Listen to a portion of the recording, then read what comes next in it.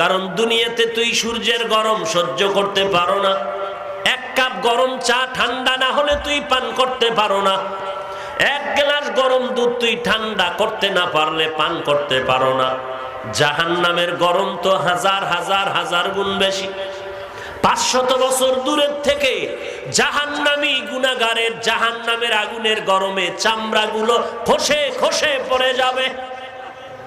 এমন ভয়ঙ্কর ওই জাহান্নামের আগুন সহ্য করতে পারবি না রে গোলাম।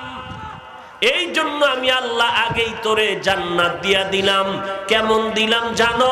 মদিনাওয়ালা নবী বলেন, জমিনের মধ্যে যত মানুষ এসেছিল আসতেছে কিয়ামত পর্যন্ত আসবে, সবার নামে বরাদ্দ করা জান্নাতে একটা বাড়ি লেখা আছে। ফেরাউনের নামে জান্নাতে ঘর, নমরুদের নামে